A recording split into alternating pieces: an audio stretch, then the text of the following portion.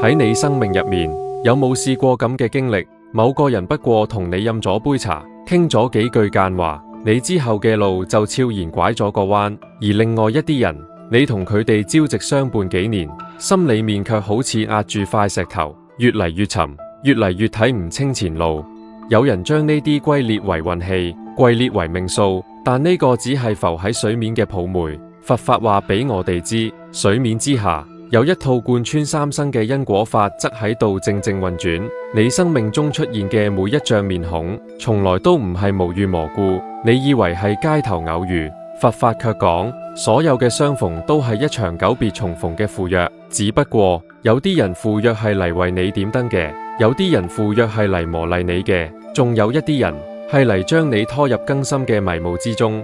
華嚴經入面有段說話，讀落嚟好似暮鼓晨鐘。善知識者則為盧佛，令得度越生死海固；善知識者則為船師，令知一切智法寶舟故。呢度所講嘅善知識，並唔係專指啲身披袈裟嘅高僧，而係泛指一切能夠喺你生命中幫你撥開迷霧、積聚福德、渡過險灘嘅人。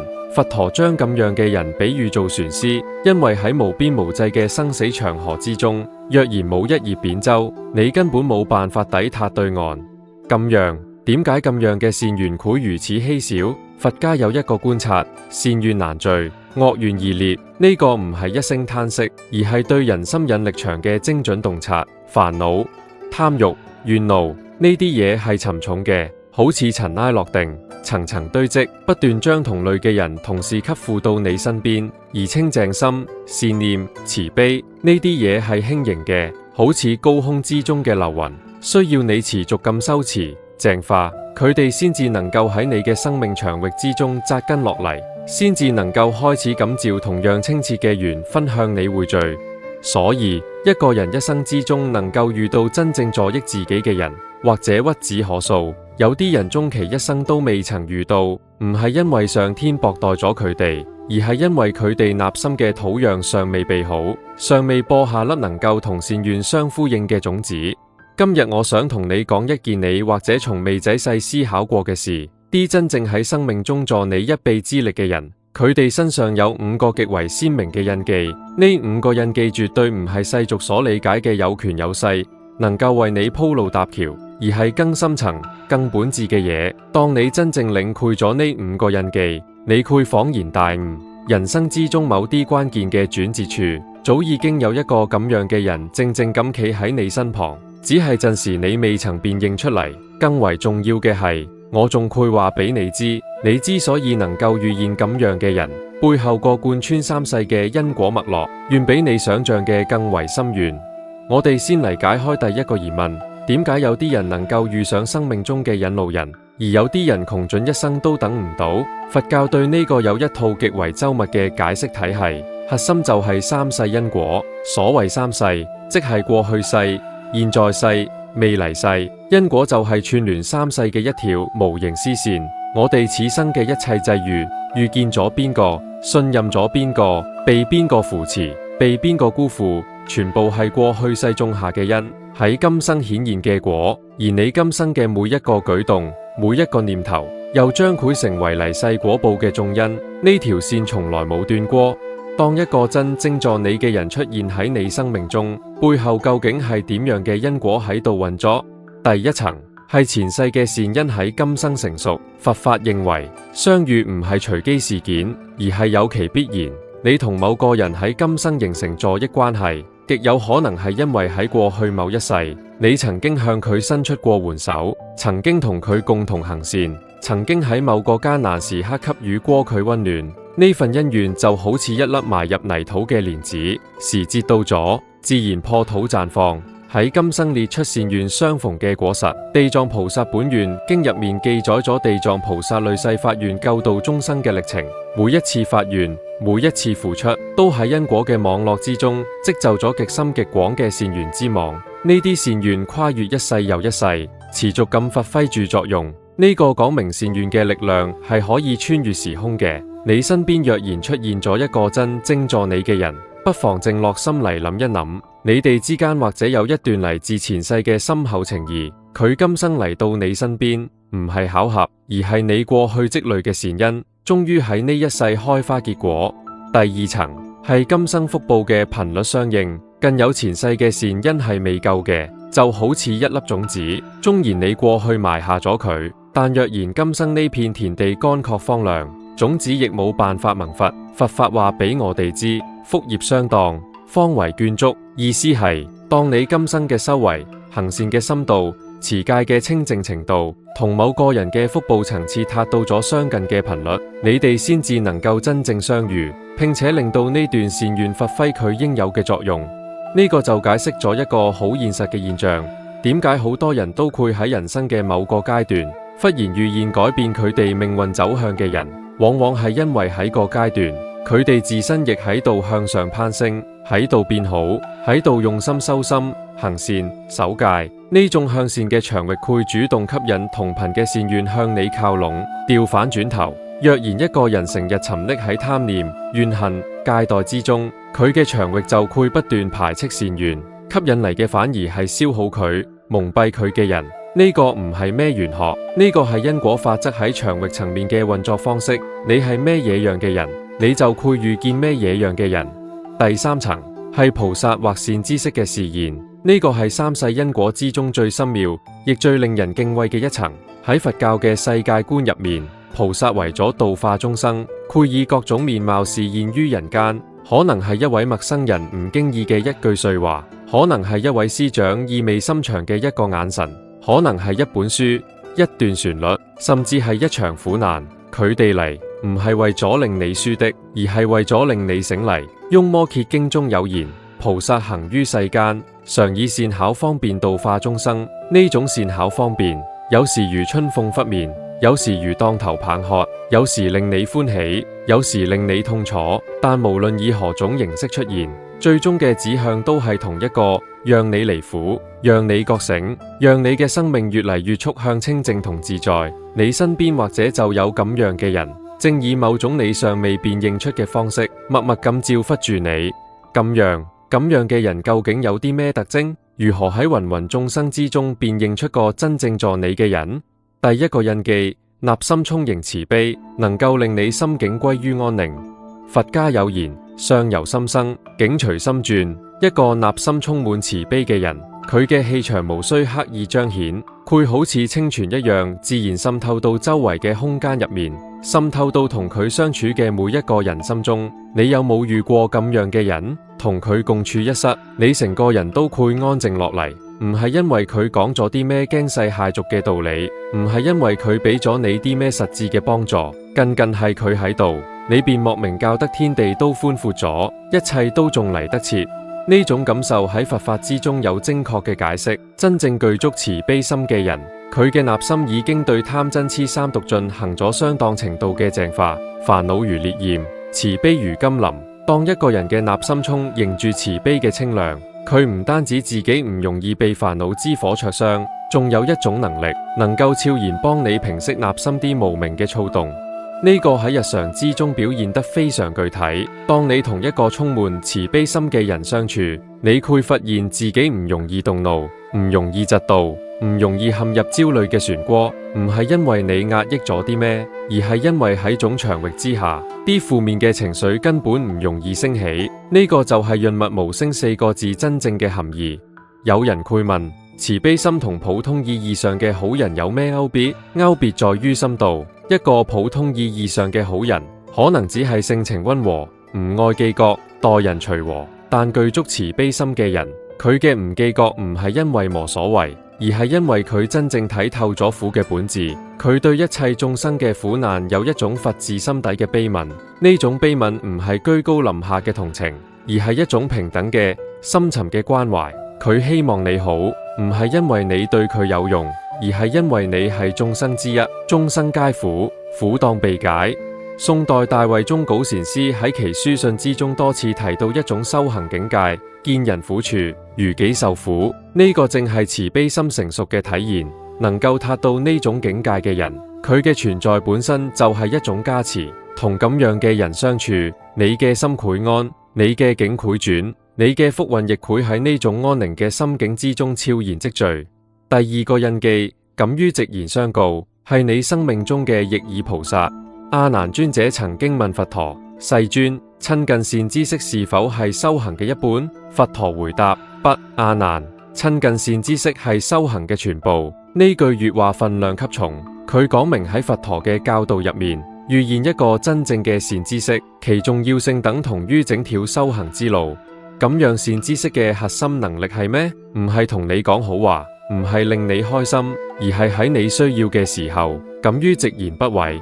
生活入面有一類人，你同佢哋相處總係感覺好愉快，因為佢哋永遠喺度附和緊你，贊同緊你，迎合緊你。你講出一個諗法，佢哋即刻講啱。你講得太啱啦，你做咗一個決定，哪怕個決定明顯有問題，佢哋都會話冇問題。你咁樣做肯定得。呢種人喺世俗眼光裏係好相處嘅人，但喺佛法眼光裏，佢哋係喺度害你，因為佢哋用讚美鋪平咗你喺創道路上越行越遠嘅路。而啲真正助你嘅人，表現截然不同。當你沾沾自喜，覺得自己無所不能嘅時候，佢哋會督爆你嘅幻覺。當你喺一條明顯偏離嘅路上越行越遠，佢哋會不惜令你唔舒服，直接話俾你知方向錯咗。咁樣嘅說話聽落嚟刺耳，但正係呢種刺耳救咗你。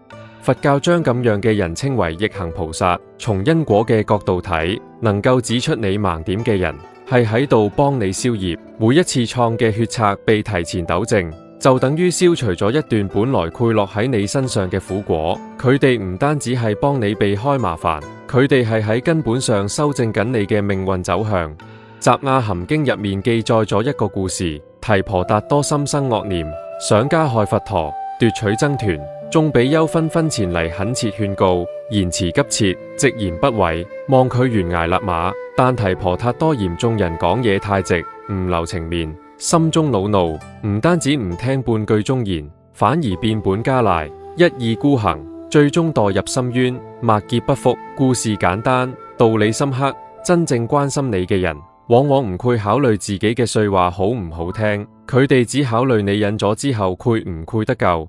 現實之中，你能夠遇到幾多咁樣嘅人？能夠喺你最得意嘅時候仲敢話你錯咗嘅人，能夠喺你最脆弱嘅時候唔俾你虛假安慰，只俾你真實判斷嘅人，能夠喺關係破裂嘅風險之下都要對你誠實嘅人，咁樣嘅人係極為稀有嘅福報。當你身邊出現咁樣嘅人，請唔好因為一時嘅唔舒服就將佢推開。仲唔舒服，往往正係你嘅業障喺度被觸碰，被蟲動嘅感覺。忍過一刻，你嘅命運軌跡便會悄悄開始修正。第三個印記，具有法布施嘅品質，能夠提升你嘅認知雍度。布施喺佛教入面分為三種：財布施、法布施同無畏施。其中功德最大嘅係法布施，將智慧、真理、正確嘅見解分享俾他人。佛陀之所以被稱為三界導師，唔係因為佢俾咗眾生財富，而係因為佢俾咗眾生超越苦難嘅智慧。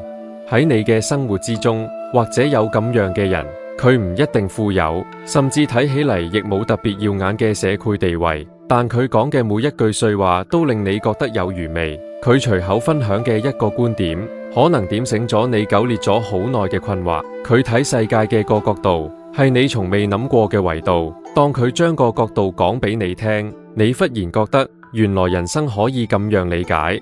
咁樣嘅人便係具有法布施品質嘅人。同佢相處，你嘅認知雍度會喺不知不覺之中被拉升。認知雍度一旦被拉升，你睇世界嘅眼光變咗，你做決定嘅框架變咗。原本困住你嘅障礙，喺新嘅認知框架之下，有時甚至唔需要刻意去解決，便自然化解咗。呢個就係點解法布施被認為係功德最大嘅布施。佢唔係俾你一條魚，而係俾你成個海洋嘅航圖。唐代禪宗臨濟宗嘅開創者臨濟義元，早年喺黃柏希運禪師門下修行，起初遲遲唔敢佛問求法，後來喺首座木舟禪師嘅鼓勵之下，鼓起勇氣向黃柏禪師請教佛法大義。佢3次發問，話音未落，便被黃柏禪師3度棒打。呢個突如其來嘅棒喝令到臨濟義元一頭霧水，自認業障深重，無法領悟佛法，最終含淚辭行。遵照黃柏嘅指點，佢去揾大愚禪師傾訴困惑。我3度問佛法大義，三度被黃柏和尚棒打，唔知我究竟有過無過。大愚禪師只講咗一句說話，便令到臨濟議員當下開悟。一句說話究竟係咩？歷代祖師各有解鬥，但可以確定嘅係，一句說話就係一次極為精準嘅法布施。喺臨濟最迷惘、最需要點醒嘅一刻，以最直接、最精準嘅方式，將條能夠打開佢心裂嘅鎖匙交到咗佢手中。如果你身邊有人喺你最迷惘嘅時候講出咗句令你豁然開朗嘅說話，請相信個唔係偶然，個係法布施嘅緣，係你過去世積累嘅福德，令你喺今生遇見咗個能夠點醒你嘅人。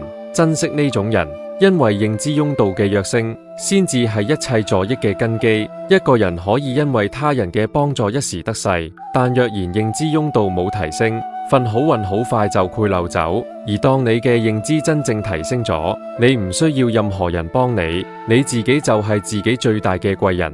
第四個印記，磁場相合，與你同願同行。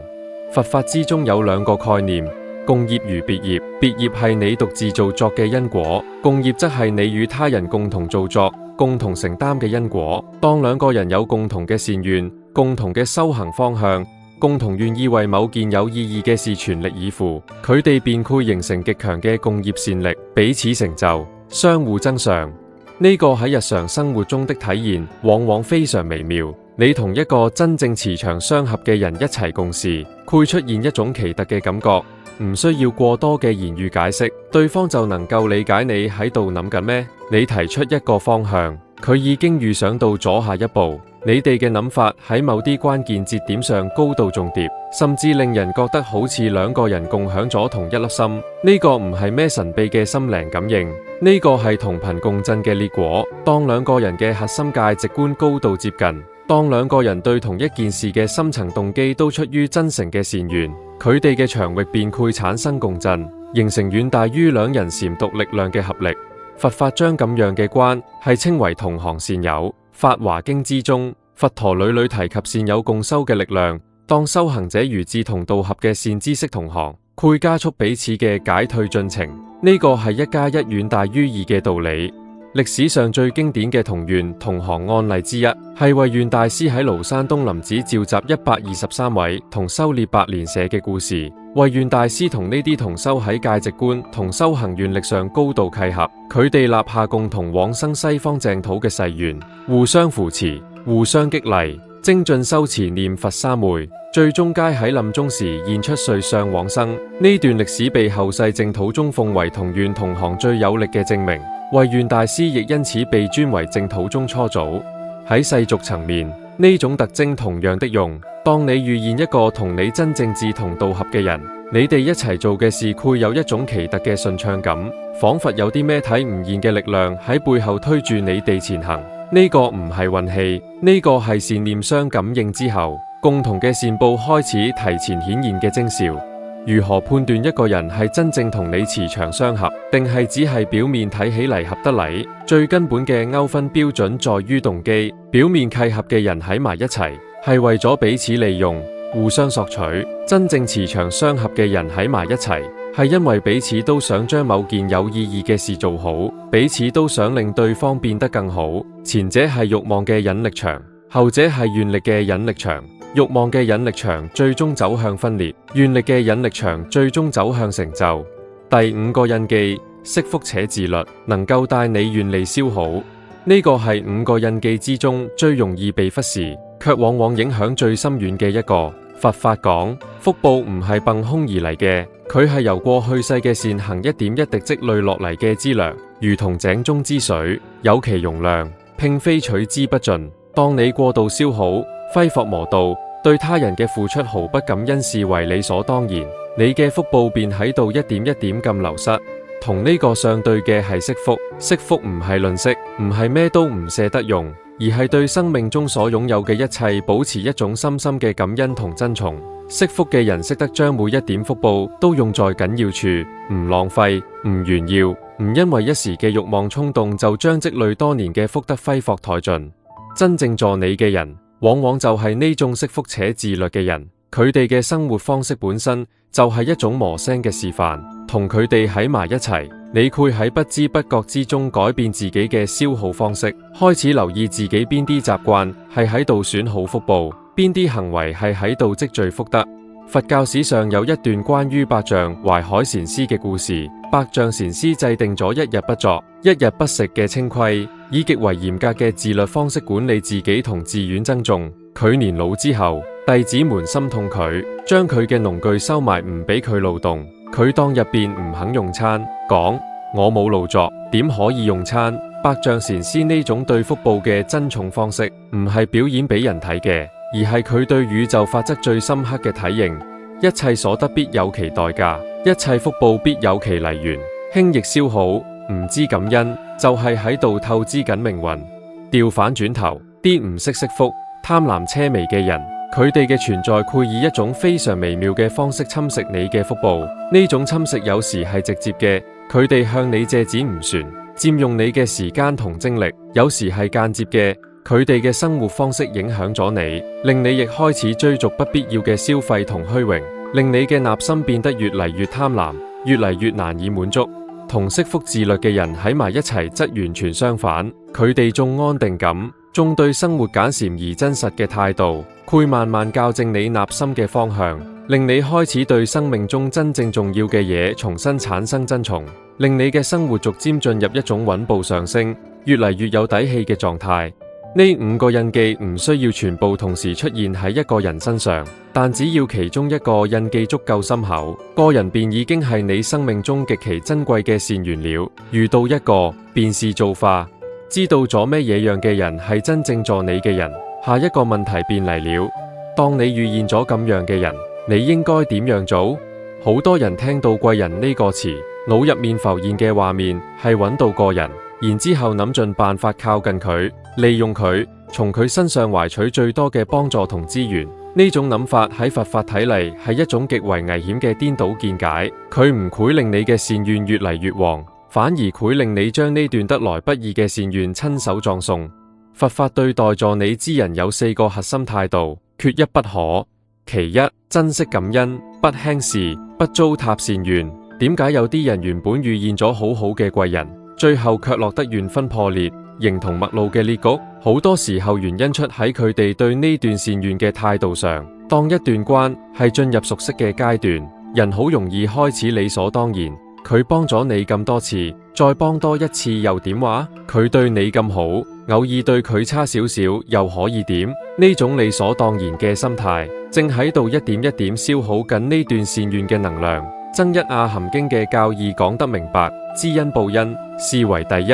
喺佛法睇嚟，感恩唔單止係一種禮貌，而係一種修行，係一種令自己嘅心同善緣保持連結，持續感召更多善緣嘅方式。珍惜仲有另一層含義，唔喺背後隨意議論評價呢個人，唔將佢對你嘅好處攞出去當談資，唔將佢俾你嘅智慧同資源揮霍喺毫無意義嘅地方。每一段善緣都有佢嘅重量同尊嚴，當你用輕率嘅方式對待佢，佢會悄悄離你而去。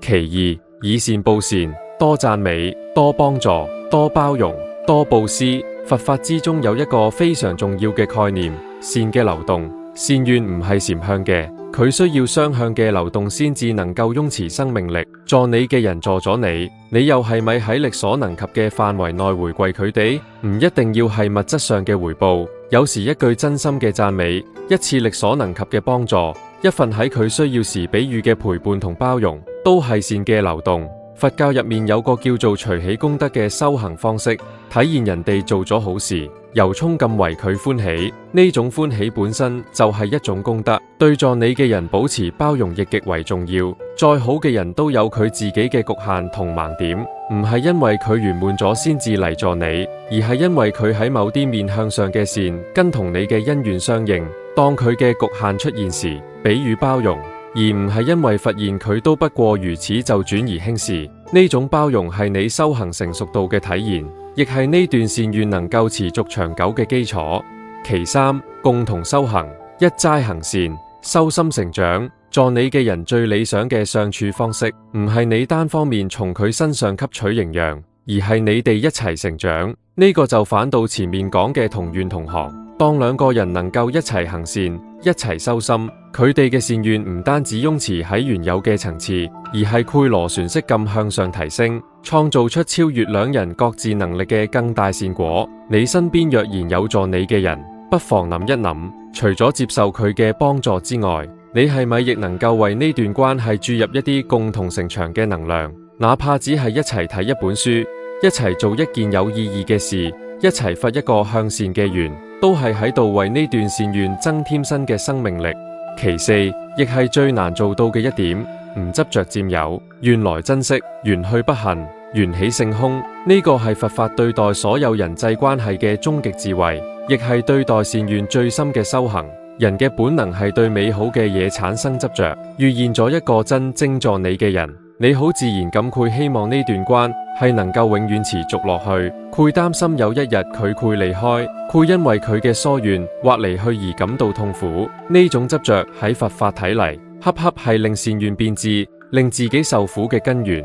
佛陀喺《金剛經》中講：一切有為法，如夢幻泡影，如露亦如電，應作如是觀。一切因緣和合嘅事物都有其生滅，善願亦係如此。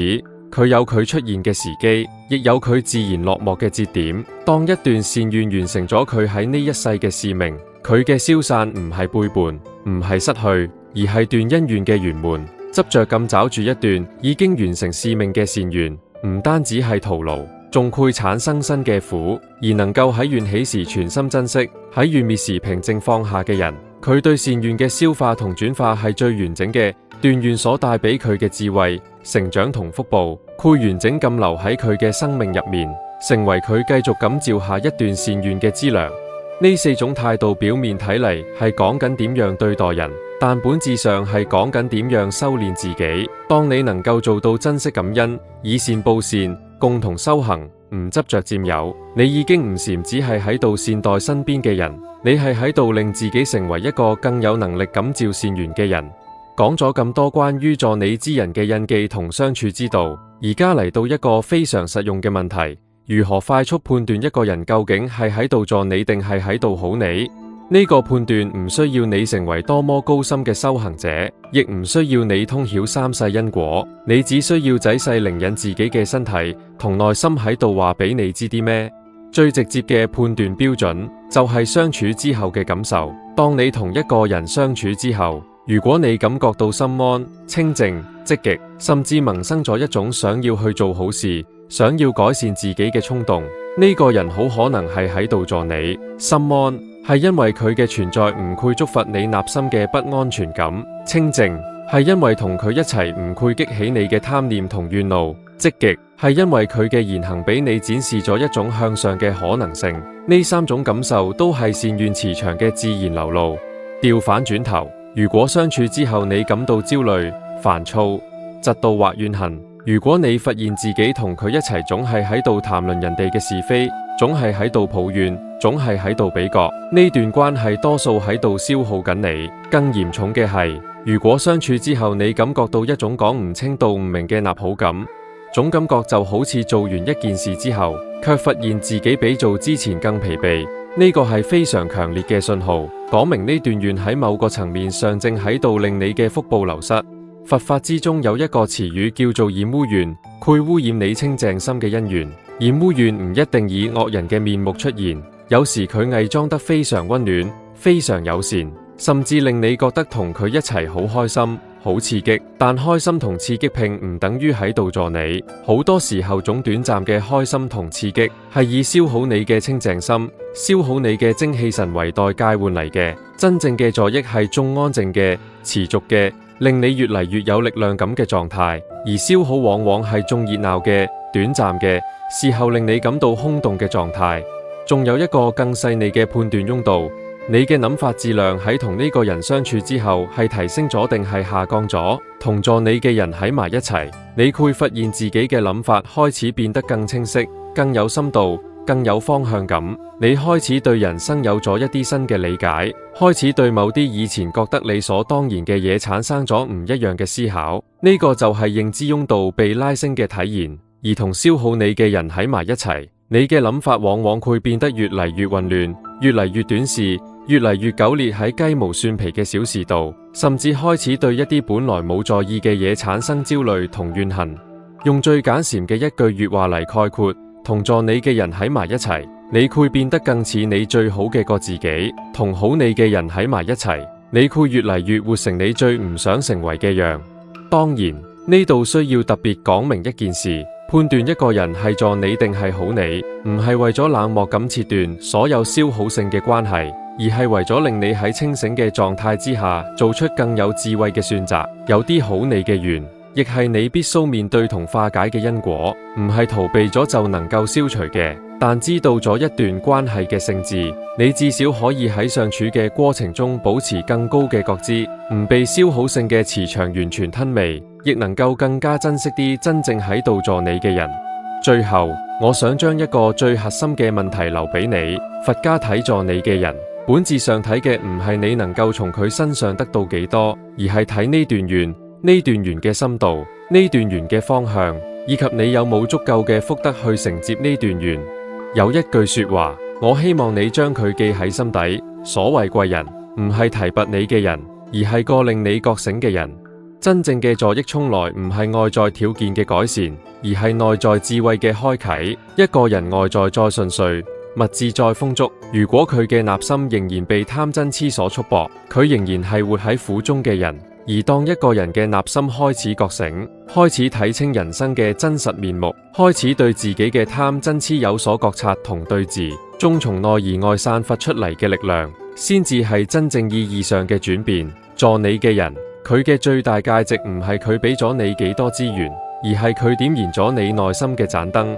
然而呢度有一個極為重要嘅因果邏輯，係好多人容易忽略嘅。如果你只係一心等住貴人嚟助你，而從未思考過自己係咪亦有能力去助他人，你永遠等唔到真正嘅善緣。佛法講，果從因生，相由心造。你呢一世嘅善緣數量，取決於你呢一世同過去世積累嘅善因數量。如果你只係識得接受，從不布施，只係識得索取，從不付出，只係識得被人點亮，卻從未諗過用自己嘅光去溫暖他人，你嘅磁場就永遠唔會成為真正意義上能夠感召善緣嘅磁場。想要遇見助你嘅人，先讓自己成為一個能夠助人嘅人。